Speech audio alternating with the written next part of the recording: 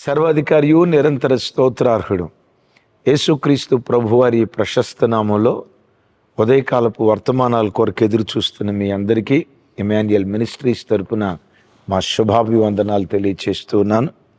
క్రీస్తునందు మాకు అత్యంత ప్రియమైన దైవజనాంగమా, ఈరోజు అక్టోబర్ 2వ తారీఖు పబ్లిక్ హాలిడే కదా.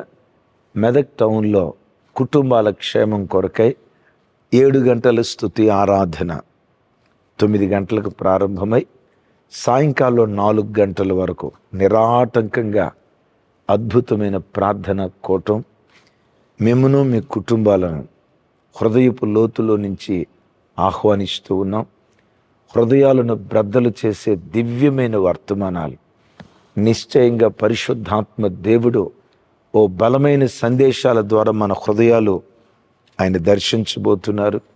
ఇంపైన స్తుతి ఆరాధన, అద్భుతమైన సాక్ష్యాలు, అనేక దివ్యమైన అంశాల నిమిత్తం కలిసి ప్రార్థన చేయబోతూ ఉన్నాం.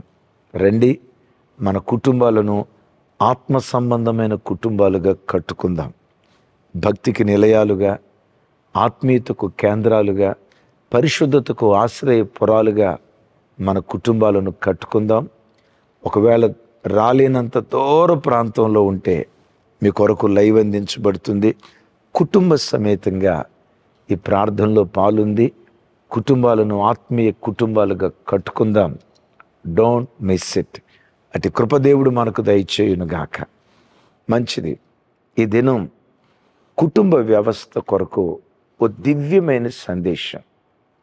పరిశుద్ధాత్మ దేవుడు నా హృదయపు లోతుల్లో నుంచి మన ఒక్కొక్కరితో పంచుకోవటానికి ఆత్మదేవుడు ఆయన పడుతున్న ఆరాటం. శత్రువైన సాతాను మొట్టమొదట దాడి చేసింది కుటుంబం మీదే. ఆదాము ఒంటరిగా ఉన్నప్పుడు అపవాది దాడి చేయలే. తాను కుటుంబీకుడిగా మార్చబడేటప్పుడు, కుటుంబానికి పునాది వేసేటప్పుడే శత్రువు తొట్టతొలిటి కుటుంబం మీద దాడి చేశాడు. నిజమే. ఒక అమ్మాయి యవ్వన కాలంలో ఉన్నప్పుడు చాలా భక్తిగా బ్రతికింది. ఒక అబ్బాయి వివాహం కాకమునుపు మంచి భక్తి కలిగిన వాడిగా బ్రతికాడు. విచిత్రం, ఎప్పుడైతే వివాహ వ్యవస్థ ద్వారా వాళ్ళు జతపరచబడ్డారో, వివాహమైన తర్వాత ఆత్మీయులని పిలువబడిన కుటుంబాలు కూడా ఎన్ని కుటుంబాలు పతనమైపోతున్నాయో ప్రతిరోజు చెవులతో వింటున్నాం, ప్రతిరోజు కళ్ళతో చూస్తున్నాం. వారు భక్తి కలిగిన వారు కాదా అంటే అనటానికి వీల్లేదు. వివాహం కాకమునుపు చాలా బాగున్నారు, కానీ వివాహమైన తర్వాత ఎందుకో తెలుసా, కుటుంబాల మీద వేల సంవత్సరాల నుండి, ఏదేను తోట మొదలు వేల సంవత్సరాల నుండి కుటుంబాల మీద దాడి చేస్తున్నాడు. ఇలాంటి భయానకరమైన దినాల్లో ఎలా కుటుంబాన్ని కట్టుకోవాలి? దివ్యమైన సందేశం. ఆల్రెడీ టైటిల్ మీరు చూసుంటారు కదా. ఆడదాని చేతి అద్దం, మగవాడి చేతి బిడ్డ బ్రతకదట. విన్నారా?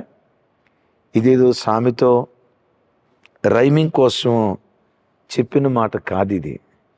పెద్దల మాట సద్దన్న మూట అని అంటారే, ఆ పెద్దల మాట ఓ రకంగా ఆణిముత్యం. ఆడదాని చేతి అద్దం, మగవాడి చేతి బిడ్డ బ్రతకదట. దీని అర్థం ఏంటో తెలుసా? కొంతమంది స్త్రీలకు అందం అంటే విపరీతమైన మోజు. అందాన్ని చూసుకోవటానికి పదే పదే అద్దాన్ని వాడుతూ ఉంటే ఏదో ఒక సమయంలో అద్దం జారిపోద్ది కదా, పగిలిపోద్ది కదా. ఎందుకు జారిపోద్ది? స్త్రీకి అందం అంటే అంత మక్కువ, పదే పదే అద్దం దగ్గరికి వెళ్తుంది. నా ప్రభు పిల్లలారా, స్త్రీ బాహ్య రూపాన్ని అలంకరించుకోవటానికి తాను ప్రాకులాడితే ఆ కుటుంబం నిలవదు. ఏ స్త్రీ అయినా, ఏ క్రైస్తవ స్త్రీ అయినా వెలుపటి అలంకారముగా ఉండక అని బైబిల్లో రాసింది కదా. సరే, వెలుపట అలంకరణ చేసుకున్నారు, మంచిదే. ఇంట్లో ఉన్నప్పుడు చేసుకుంటారా, బజార్కి వెళ్ళేటప్పుడు చేసుకుంటారా? ఇంట్లో ఉన్నప్పుడు చేసుకుంటారా, ఫంక్షన్కి వెళ్ళేటప్పుడు చేసుకుంటారా? ఈ అలంకరణ, శుభ్రం, అందంగా ముస్తాబవటం ఇంట్లో ఉన్నప్పుడు చేసుకుంటారా, ఎక్కడైనా పార్టీలకు వెళ్ళేటప్పుడు చేసుకుంటారా? చెప్పండి. పార్టీలకు వెళ్ళేటప్పుడే కదా, ఫంక్షన్లకు వెళ్ళేటప్పుడే కదా. ఇక పార్టీలకు వెళ్ళేటప్పుడు అక్క పౌడర్ రాసిందంటే పౌడర్ డబ్బా సగం ఖాళీ అయిపోవలసిందే. ఆ మేకప్ వేసుకొని ఫంక్షన్కి వెళ్తే కట్టుకున్న భర్తే ఎవర్రా ఈవిడ, నా భార్యనా? వీడికే కన్ఫ్యూజన్ అయిపోద్ది. ఆ జనం మధ్యలో తన భార్య ఎక్కడో గుర్తుపట్టలేడు. అంతకు మునుపు అవలేలుగా గుర్తుపట్టగలిగినోడు భార్యను కూడా గుర్తుపట్టలేనంత. కారణం ఏంటి? విపరీతమైన మేకప్. నేనంట, ఒక భార్య ఎవరి కొరకు తను అలంకరించుకోవాలి? ప్రకటన గ్రంథం 21వ అధ్యాయం 2వ వచనంలో రాయబడిన మాట, తన భర్త కొరకు అలంకరించబడిన పెండ్లి కుమార్తె వలె. తల్లులారా, ఓ తండ్రిగా చెప్తున్నా, నీ భర్తకి ఎప్పుడు నువ్వు ఒక పెండ్లి కుమార్తెలాగా కనపడాలి. భర్త కొరకు అలంకరించబడినదిగా కనపడాలి. ఈరోజు చాలామంది స్త్రీలు చూడండి, ఇంట్లో ఎప్పుడు చూసినా నైటీయే. అది కూడా స్వతంత్రం రాక మునుపు ఉతికిన నైటీ. ఇంక నేను అంతకుమించి ఎక్కువ చెప్పలేను. భర్త ఇంట్లో ఉన్నప్పుడు మున్సిపాలిటీలో పనిచేసే వాళ్ళు కూడా చాలా శుభ్రంగా ఉంటారు. అంత దౌర్భాగ్యపు స్థితిలో ఉంటారా? అదే విచిత్రం. చూడండి, ఫంక్షన్కి వెళ్ళేటప్పుడు సగం సబ్బు అరిగిపోవాలా, పౌడర్ డబ్బా ముప్పావు ఖాళీ అయిపోవాలా. ఎవరి కొరకు అలంకరించుకుంటున్నారు? లోకస్తుల కొరక? ఒక భార్య ఎవరి కొరకు అలంకరించుకోవాలి? తన భర్త కొరకు అలంకరించబడిన పెండ్లి కుమార్తె వలె. భర్త ఇంటికి వస్తున్నారు, ఆ ఇంటి వాతావరణం పగలంతా ఉద్యోగం చేసి అలసిపోయిన భర్తకు ఆహ్లాదకరంగా ఉండాలి. ఆ శుభ్రమైన రూపంతో ఉన్న భార్య ముఖాన్ని చూడటంతో తన బాధంతా మర్చిపోయి ఓ తెలియని సంతోషానికి భర్త వెళ్ళాలి. ఎంతమంది స్త్రీలు భర్తని ఇలా గృహాల్లోకి ఆహ్వానించగలుగుతారు? 8 గంటలు డ్యూటీ చేసిన భర్త ముఖమైనా ఫ్రెష్గా ఉంటుంది. ఈ ఇంట్లో ఉన్న అక్కందు చూసారా, ఆ పాసిపోయిన, ఇంకెంతకు మించి నేనేం చెప్పలేను. స్త్రీకి వెలుపటి అలంకరణగా ఉండకూడదు. స్త్రీ ఎప్పుడు సాధువైనట్టు, మృదువైనట్టు, గుణమును అక్షయ అలంకారం చేత తను అలంకరించుకోవాలి. జడలు అల్లుకోవటానికి నువ్వు పెట్టిన శ్రద్ధ హృదయాన్ని అల్లుకోవటానికి పెడుతున్నావా? మేకప్ అవటానికి పెట్టిన శ్రద్ధ ఒక సాత్వికురాలిగా నిన్ను తీర్చిదిద్దుకోవటానికి ప్రయాసపడుతున్నావా? నేను అందంగా కనపడాలి, నన్ను చూడటంతో ఆహా అని అనాలి.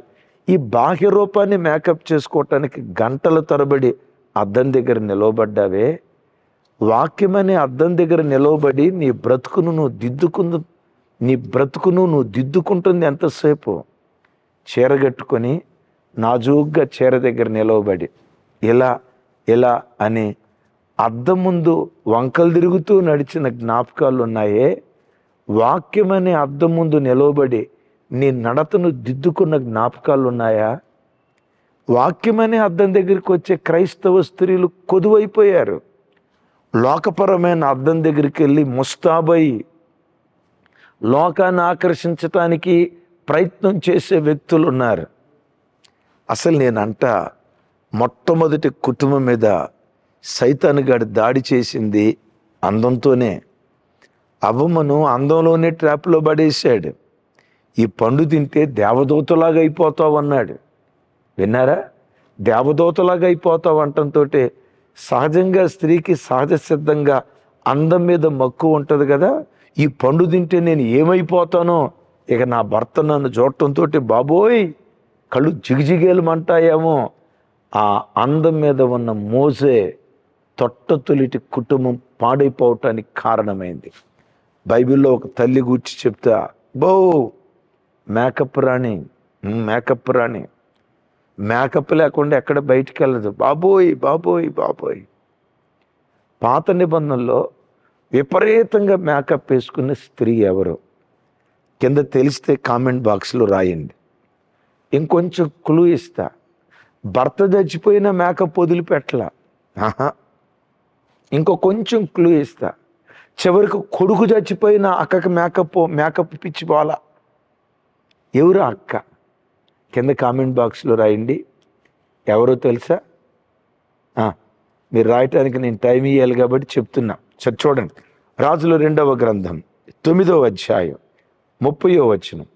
యోహు యెజ్రెయేలు ఊరుకు వచ్చిన సంగతి యెజెబెలునకు వినబడెను గనుక తన ముఖమునకు రంగు పూసుకొని శిరోభూషణములు ధరించుకుని కిటికీలో నుండి కనిపెట్టి చూచుచుండగా.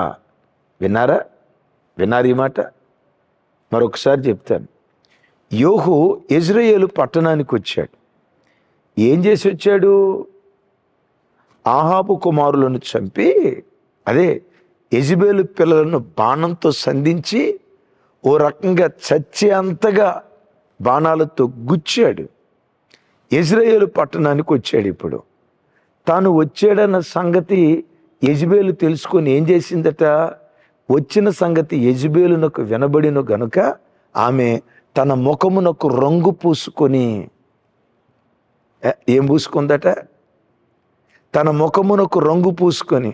ఎప్పుడు రంగు పూసుకుంది? యోహు ఆ పట్టణానికి వచ్చాడన్న సంగతి ఎంతకీ ఎందుకు పూసుకున్నట్టో? ఎందుకు పూసుకునేదేముంది? యోహుని ఆకర్షిద్దామని, తన అందాన్ని చూసి ఫిదా అయిపోతాడని, యోహును ట్రాప్లో పడేసుకుందామని. ఏమండి, సింత చచ్చిన పులుపు చావలేదంటారే. ఆల్రెడీ తనకు భర్త చనిపోయాడు, కొడుకు చనిపోయాడు. ఇది ముసలిదే, నన్ను క్షమించండి, బాధతో చెప్తున్నా. ముసలి వయసు వచ్చింది. ముఖానికి రంగు పూసుకుందట. శిరోభూషణములు ధరించిందట. శిరోభూషణములు ధరించి కిటికీ దగ్గర కనిపెడతా ఉంది. కనపడితే వచ్చాయి అని సైకి చేద్దామని. ఎవరి కొరకు అలంకరించుకుంది యెజెబెలు? క్రైస్తవ జనమా. ఈరోజు క్రైస్తవ సంఘాలలో యెజెబెలు దురాత్మ పరిపాలన చేస్తూ ఉంది. చివరికి వేదనతో చెప్తున్నాను, అనేక మంది దైవ సేవకు రాండ్రను యెజెబెలు దురాత్మ పట్టి పీడిస్తూ ఉంది. ఈరోజు సంఘాలలో ప్రధాన భూమిక ఆత్మీయత ఒకంత, ఆత్మీయత కంటే ఆకర్షణ, అందం, ఆకర్షణ, వాటికి తోడు ఒకంత ఆత్మీయత వలవేసి ఎంతోమంది యవన బిడ్డలు ఈ యెజెబెలు ఆత్మ లాంటి కలిగిన స్త్రీలు దైవ సేవకురాళ్ళ దగ్గరికి వెళ్ళి వాళ్ళే మేకప్ వేసుకున్నారు. మేము వేసుకుంటే తప్పేంటి?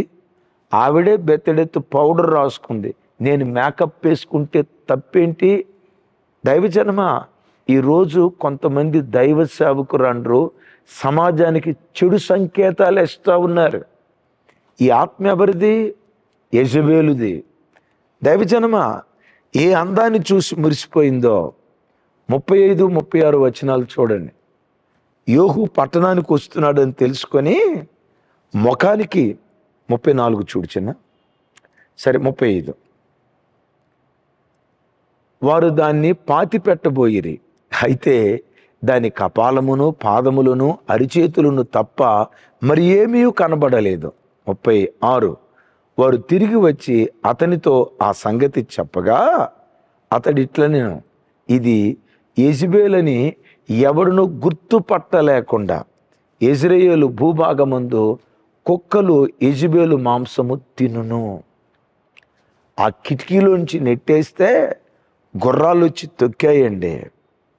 మాంసం, అదే కైమా కొడతాడే మటన్ దుకాణం వాడు, కైమా కొడతాడే, మాంసం అంతా కైమా కొట్టినట్లుగా ముక్కలు అయిపోయింది. ఏ అందాన్ని చూసి వెర్రవీగిందో, ఏ ముఖానికి రంగు పూసుకుందో దేవుడు ఆ ఉగ్రతకు అప్పగించాడు.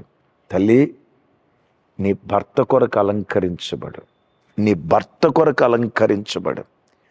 నీ భర్త మనస్సును నేను అంతవరకే చెప్పగలుగుతా. భర్త కొరకు అలంకరించబడటానికి శరీరాన్ని శుద్ధి చేసుకోవాలి. పరలోకపు భర్త మనసు గెలుచుకోవటానికి అంతరంగాన్ని అలంకరించుకోవాలి. ఇలాంటి క్రైస్తవ స్త్రీ ఒక ఇంటిలో ఉంటే ఆ ఇల్లు కట్టబడదా? ఆ ఇల్లు ఆత్మ సంబంధమైన ఇల్లుగా ఎదగదా? అందుకనే అందం మోసకరం, సౌందర్యం వ్యర్థం. తస్మాత్ ఎక్కడ అందంగా ఉండాలి, ఎవరి ముందు మనం అందంగా కనపడాలి, ఆ దైవిక జ్ఞానం ప్రతి స్త్రీకి యేసు నామములో దేవుడు అనుగ్రహించునుగాక. రెండవది, భర్త చేతిలో బిడ్డ బ్రతకడు. ఏంటిది? దీని అర్థం ఏంటో తెలుసా? ఓ భర్త 8 గంటలు డ్యూటీలో బానిసలాగా కష్టపడగలుగుతాడు, 10 గంటలు డ్యూటీలో బానిసలాగా ప్రయాసపడగలుగుతాడు, చెమటోడ్చి రక్తాన్ని ధారపోసి అవసరమైతే 12 గంటలు డ్యూటీ చేయగలుగుతాడు. 12 గంటలు ఉద్యోగంలో బానిసలాగా పనిచేసిన ఆ తండ్రి ఓ గంట సేపు పిల్లలతో గడపటం కష్టం. అయ్యా, ఒక గంట పిల్లలను చూసుకోయా, నేను వంట పని చేస్తాను, బట్టలు ఉతుకుతాను, కొంచెం ఇంటి పని చేస్తాను అని అంటే ఎంతమంది భర్తలు ఓ గంట సేపు పిల్లల్ని ఆడించగలుగుతారు? కింద కామెంట్ బాక్స్ రాయండి. చెల్లి, మీ భర్త ఓ గంట సేపు పిల్లల్ని ఆడిస్తా పిల్లల దగ్గర సమయాన్ని గడుపుతాడా? అరే, 12 గంటలు డ్యూటీలో బానిసలా కష్టపడతాడండి, రెక్కల ముక్కలు చేసుకొని కష్టపడతాడండి. అన్ని గంటలు ఉద్యోగ స్థలంలో కష్టపడిన వ్యక్తి కుటుంబంతో, భార్యతో, కట్టుకున్న భార్యతో, కడుపును పుట్టిన పిల్లలతో కూర్చోబెట్టి ఒక గంట సేపు, నాన్నా ప్రోగ్రెస్ కార్డ్ తీసుకురా, ఏంటి నాన్న తక్కువ మార్కులు వచ్చినాయి, వెరీ గుడ్, మంచి మార్కులు వచ్చినాయి నాన్న, ఇంకొంచెం కష్టపడు, నువ్వు టాపర్ అవుతావు, ఈ లెక్క నీకు రాలేదా నాన్న, రా నేను నేర్పుతా, నాన్న ఈరోజు బైబిల్ చదువుకున్నావా, ఏ వాక్యం చదువుకున్నావు, చదువుకున్న వాక్యం ద్వారా నీతో దేవుడు ఏం మాట్లాడాడు? ఎంతమంది తండ్రులు పిల్లల దగ్గర కూర్చొని ఈ మాటలు మాట్లాడగలుగుతున్నారు? మంచిది, మీకు ఒక వీడియో చూపిస్తాను. ఆ వీడియో చూసినప్పుడు ఓ రకంగా నా హృదయం బ్రద్దలైపోయింది. అతడి పేరుగాంచిన ఫుట్బాల్ ప్లేయర్, అదే రొనాల్డ్ అంటారు. చూస్తూ ఉన్నారు కదా స్క్రీన్ మీద ఆయన ఫోటో. రొనాల్డ్ అద్భుతమైనటువంటి ఆటగాడు, ప్రపంచ దేశాల్లో పేరుగాంచిన ఒక అద్భుతమైన ఆటగాడు. యవనస్తులందరికీ ఆయనంటే విపరీతమైన క్రేజ్. ఓ రోజు కొన్ని రోజుల పాటు ప్రాక్టీస్ చేసి అలసిపోయిన శరీరంతో ఇంటికి వెళ్ళాడు. తన చిన్న కుమార్తె తండ్రి దగ్గరికి వచ్చి, డాడీ నువ్వు రోజుకొచ్చి ఎంత సంపాదిస్తావు డాడీ అని అడిగిందట. ఏంటి పిల్ల ఇలా అడుగుతుంది? ప్లీజ్ డాడీ నాకు చెప్పవా, రోజుకొచ్చి ఎంత సంపాదిస్తావు డాడీ? ఎప్పుడు అడగలేదు, ఎట్లా అడుగుతుంది ఏంటి? సరే, వాళ్ళని ఎందుకు మనం డిసప్పాయింట్ చేయాలి, టకామని చెప్పాడట. రోజుకొచ్చి $10,000 నేను సంపాదిస్తాను బిడ్డ అని. వెంటనే ఆ పాప, చిన్న పాప, చిన్న పాప, డాడీ నాకు ఒక $5,000 ఇవ్వవా ప్లీజ్ డాడీ, ఒక $5,000 ఇవ్వవా ప్లీజ్ డాడీ అని అందట. ఈ గొప్ప ఆటగాడికి ఏం అర్థం కాక, ఇదేంటా ఈ చిన్న బిడ్డ $5,000 నాకు ఇవ్వ డాడీ అంటది, ఏం చేసుకుంటుంది బిడ్డ? $5,000 ఏంటి బిడ్డ ఎట్లా అంటుంది? సరే, ఏదో తెలిసి తెలియక అంటుందిలే అన్నట్లుగా అలా ముద్దు పెట్టుకొని ప్రక్కగా గదిలోకి వెళ్ళి తన పని తను చేసుకుంటున్నాడు. ఈ చిన్న బిడ్డ ఏదో పగలగొడుతున్న శబ్దం వినపడుతుందట. ఏంటి బిడ్డ ఏదో పగలగొడుతున్న శబ్దం వస్తుందని ఈ వ్యక్తి రొనాల్డ్ ఏంటి శబ్దం వస్తుందని శబ్దం వచ్చిన దిశగా వచ్చాడు. ఆ చిన్న బిడ్డ తాను దాచిపెట్టుకున్న డబ్బులు, అదే కిడ్డీ బ్యాంక్ ఏదో అంటారు కదా, కిడ్స్ బ్యాంక్, ఆ కిడ్డీ బ్యాంక్ పగలగొట్టి డబ్బులు లెక్క పెడుతుందట. ఇతనికి అర్థం కాల. ఆ కిడ్నీ బ్యాంక్ పగలగొట్టింది, డబ్బులు లెక్క పెడుతుంది ఏంటి, నిశ్చేష్టుడై చూస్తున్నాడు. నన్ను $5,000 అడిగింది, ఏంటిది? నిశ్చేష్టుడై చూస్తున్నాడు. ఆ లెక్క పెట్టే పరంపరలో మొత్తానికి ఆ కిడ్నీ బ్యాంకులో $5,000 ఉంటే వెంటనే ఎగిరి గంతులేసి, డాడీ డాడీ ఇదిగో $5,000 డాడీ, ఇదిగో డాడీ తీసుకో డాడీ. ఎందుకు బేటా నాకు ఇస్తున్నావు? ఈ $5,000 ఎందుకు? ఒక హాఫ్ డే నాతో గడపవా, మాతో గడపవా? ఒక హాఫ్ డే, రోజుకొచ్చి నువ్వు $10,000 సంపాదిస్తానన్నావు కదా, సరే ఒక్క $5,000 ఇస్తా డాడీ నీకు, ఈ హాఫ్ డే మాతో గడపవా? ఆ మాట విని తండ్రి గుండె పగిలిపోయింది, నిశ్చేష్టుడైపోయాడు. నా బిడ్డ నా దగ్గర నుంచి కోరుకునేది, నా బిడ్డ నా దగ్గర నుంచి కోరుకునేది తుప్పు పట్టే వెండి బంగారాలు కాదు. అఫ్కోర్స్ అవి అవసరమే, కానీ తుప్పు పట్టే వెండి బంగారాల కంటే నా ప్రేమను నా బిడ్డ కోరుకుంటుంది. వాహ్, నా బిడ్డతో సమయం గడపాలని కోరుకుంటుంది. ఆ తండ్రి ప్రేమను పొందాలని, ఆ తండ్రి ఆప్యాయతను పొందాలని నా బిడ్డ తహతహలాడుతుందని నిశ్చేష్టుడై అక్కడికక్కడే కుప్పలా కూలిపోయి బిడ్డను కౌగిలించుకొని వెక్కి వెక్కి ఆడవటం ప్రారంభించి ఆ దినం నుండి ఆట ఆటే, పిల్లలు పిల్లలే, భార్య భార్యే, ఎవరికి ఇవ్వవలసిన సమయం వారికి ఇస్తూ ఓ మంచి భర్తగా, ఓ మంచి తండ్రిగా ఆ బిడ్డ దేవుని చేత దీవించబడ్డాడు. చార్లీ కిర్క్ గారు మీరు వినున్నారు కదా, ప్రతి శనివారం కుటుంబంతో గడిపేవాడట. చాలామంది పురుషులు భార్యతో మాట్లాడే మాటలు చాలా పొదుపు, పిల్లలతో గడిపే సమయం చాలా పొదుపు, ఉద్యోగ స్థలంలో గొడ్డు చాకిరి చేస్తారు. దైవజనమ, బైబిల్లో నా హృదయాన్ని గెలుచుకున్న మాట, లోపట ప్రేమించుట కంటే బహిరంగంగా గద్దించుట మేలు. విన్నారా? హృదయంలో ఎంత ప్రేమ పెట్టుకుంటే ఉపయోగం ఏముంది? నేను ఆ బిడ్డను తండ్రి నువ్వు ఎంత ప్రేమిస్తున్నావు ఆ బిడ్డని ఎప్పుడు తెలుస్తుంది? ఎక్స్ప్రెస్ యువర్ ఎమోషన్, నీ ప్రేమను వ్యక్తపరచు. సహజంగా మనం కోపాన్ని వ్యక్తపరిచినంత తేలిగ్గా ప్రేమను వ్యక్తపరచలేం. కోపం వస్తే ఏమంటారు, దబేలని పిడిగుద్దులు గుద్దుతాం. కోపం వచ్చిందంటే తీర్చుకోవటానికి వెనుకాడం, కోపం తీర్చుకోవటానికి వెనకాడం. కానీ ఆ కొట్టిన బిడ్డను కొట్టిన తర్వాత అల్లాడిపోతామే, ఆ బిడ్డను కొట్టేనే అల్లాడిపోతామే. ఆ అల్లాడిపోయిన దాన్ని బిడ్డకు హృదయపూర్వకంగా వ్యక్తపరిచే విషయంలో మనం ఫెయిల్ అయిపోతాం. నా జీవితంలో ఒక చిన్న సంఘటన చెప్తాను. 7వ తరగతిలో హాఫర్లీ, క్వార్టర్లీ, ఈ దసరా హాలిడేస్లోనే క్వార్టర్లీ ఎగ్జామ్స్, చాలా తక్కువ మార్కులు వచ్చాయి. అందరూ మా నాన్నకు ప్రోగ్రెస్ కార్డు తీసుకెళ్ళి చూపించారు. ఆయన హాస్టల్లో పనిచేస్తారు, నేను అదే హాస్టల్లో చదువుకుంటాను. అందరూ ప్రోగ్రెస్ కార్డు చూపించారు కానీ నా ప్రోగ్రెస్ కార్డు చూపించలా.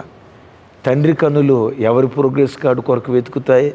నా కార్డు కోసమే కదా వెతికాడు. నేను ఇవ్వలా.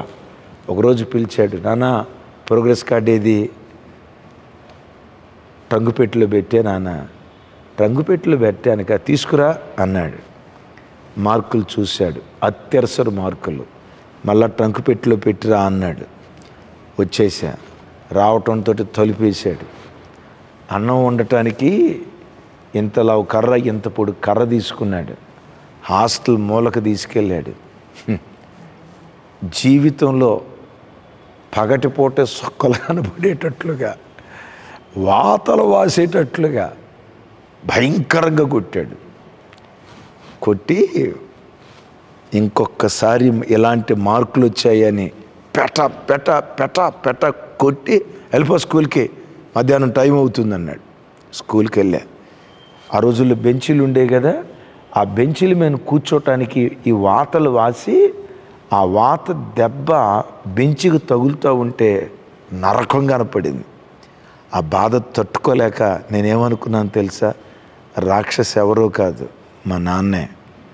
హిట్లర్ ఎవరో కాదు, మా నాన్నే. సాయంత్రం హాస్టల్కి వచ్చా.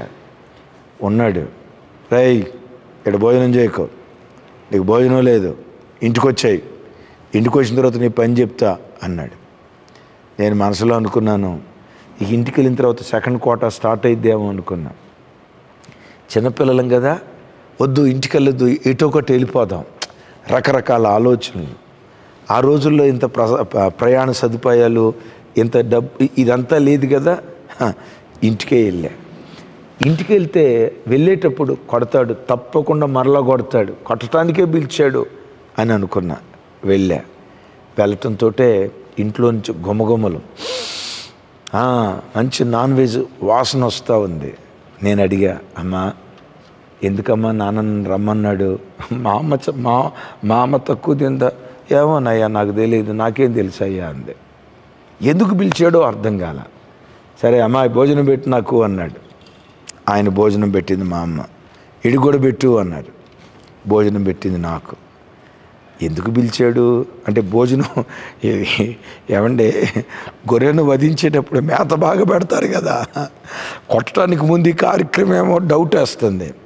భోజనం అట్లా పెట్టిన తర్వాత మా నాన్నను దగ్గరకు తీసుకొని గుండెల మీద పెట్టుకుని ఒక మాట అన్నాడు, నాన్న నేను ఎందుకు కొట్టానో తెలుసురా? కోపంతో కాదురా. ఏ హాస్టల్లో నేను వర్కర్గా పనిచేస్తున్నానో అదే హాస్టల్కి మీరు గెజిటెడ్ ఆఫీసర్లుగా రావాలరా, మీరు మంచి స్థితిలో ఉండాలిరా. నేను కొట్టిన ప్రతి దెబ్బ వెనుక నా ప్రేమ ఉంది, కొట్టిన ప్రతి దెబ్బ వెనుక నా గుండె పెండుబడింది. నువ్వెంత ఏడ్చావో నాకు తెలియదు, నా కన్నబిడ్డను కొడతా ఉంటే నా గుండె తరుక్కుపోయిందిరా. నీ క్రమశిక్షణ నేర్పాలని కొట్టేనే కానీ, చదువు విలువ తెలియాలని కొట్టేనే కానీ నీ మీద కోపంతో కాదురా. నా బిడ్డవరా, నీ మీద నాకెందుకు కోపం? గుండెల మీద పెట్టుకుంటే నాకేమనిపించిందో తెలుసా? దేవుడు ఎవరో కాదు, మా నాన్నే దేవుడు. ఆ రోజు నుండి నేను సేవకు వచ్చే వరకు నా హీరో, నా రోల్ మోడల్, నా మార్గదర్శి, ఈ భక్తి మార్గంలో నా ఇన్స్పిరేషన్ నన్ను కన్న తండ్రే. ఆ తండ్రి మీద అంత ఉన్నత భావం రావటానికి కారణం ఏంటంటే కోపం ఎలా వ్యక్తపరిచాడో ప్రేమను కూడా వ్యక్తపరిచాడు. తమ్ముడు చెల్లి, కుటుంబ సభ్యులకు ప్రేమను పంచండి, దగ్గర కూర్చోబెట్టుకుని ఆప్యాయంగా మాట్లాడండి, ప్రతిరోజు కలిసి భోజనం చేయండి, ప్రతిరోజు సాయంత్రం కుటుంబ ప్రార్థన చేయండి. ఏ కుటుంబం అయితే కలిసి ప్రార్థిస్తారో, కలిసి ప్రార్థించే కుటుంబాలు కలిసి బ్రతకటానికి దేవుడు కృప చూపిస్తాడు. పురుషులారా, డబ్బు సంపాదించి పెడుతున్నా, ఏం తక్కువ చేశా? డబ్బు కాదు కావాల్సింది, నీ ప్రేమ ఆప్యాయతలు కుటుంబానికి కావాలి. మన కుటుంబాలను ఓ ఆధ్యాత్మిక కుటుంబాలుగా కట్టుకుందాం. అట్టి కృప దేవుడు అనుగ్రహించునుగాక. అలా కట్టబడేటట్లు చిన్న ప్రార్థన చేస్తాను. తండ్రి, మాతో మీరు మాట్లాడినందుకు స్తోత్రాలు. ఒక గొప్ప ఆధ్యాత్మిక కుటుంబాలుగా మా కుటుంబాలు కట్టుకునే కృప యేసు నామం పేరిట ఒక్కొక్క బిడ్డకు మీరు దయచేయుదురుగాక. దుష్టుని ప్రతి ప్రయత్నం పాతాళములో త్రొక్కివేయబడునుగాక. నా చేతులెత్తి నీ ప్రజలను దీవిస్తున్నాను. మేము భక్తి కలిగిన కుటుంబాలుగా కట్టబడాలి. ప్రత్యేకంగా ఇంటి యజమానులు భార్యను పిల్లలను ప్రేమించాలి. కుటుంబంతో సమయం గడిపే భాగ్యం దయచేయి. సమస్త ఘనతలు మీకు ఆరోపిస్తూ ఈరోజు మెదక్లో జరగబోతున్న కుటుంబ ఆశీర్వాద ప్రార్థనకై మిమ్మల్ని స్తుతిస్తూ యేసు నామం పేరిట ప్రార్థించి స్తుతించి పొంది ఉన్నాము తండ్రి. తండ్రి అయిన దేవుని ప్రేమ, కుమారుడైన యేసుక్రీస్తు వారి దివ్య కృప, పరిశుద్ధాత్మ దేవుని సహవాసం మనకు సకల పరిశుద్ధులకు సదా తోడయుండి నడిపించునుగాక.